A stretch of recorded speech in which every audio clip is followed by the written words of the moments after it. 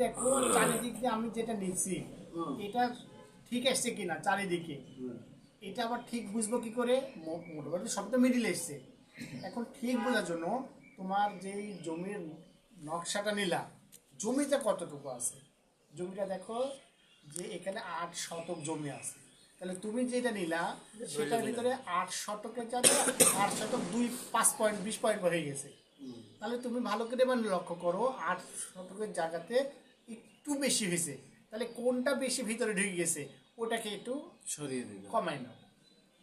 একটু বেশি ভিতরে চোখ বলে দেখো কোনটা একটু বেশি, তাহলে একটু কমাই নিলে দেখবে যে জমিটা অ্যাকুরেট 100% সমান হয়েছে। একটু কম হয়েছে তাহলে দেখো কোনটা বেশি ভিতরে ঢুকে গেছে, ওইটাকে একটু বাইরে বাইরে করে আনো, তাহলে জমিটা অ্যাকুরেট সমান হয়ে যাবে। বুঝে গেছে? এটা দেখার পরে এখন এখানে তোমার কতটুকু জমি আছে তুমি তো মাপযোগ করলা।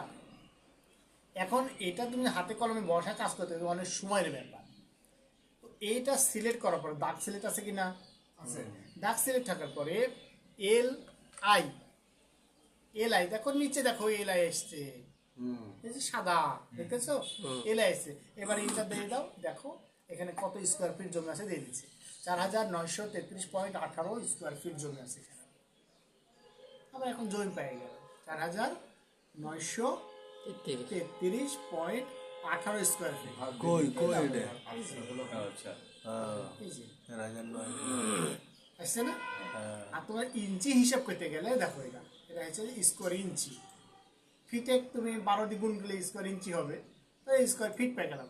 এখন এই যে জমিটা পালা এটা ভাগ যদি দাও 435.60, তাহলে তোমার কত শতক জমি এখানটাতে আছে তুমি সেটা দেখতে পাবা। তো আমরা এখন দেখে নিয়ে নিই যে কতটুকু জমি আমরা পাচ্ছি।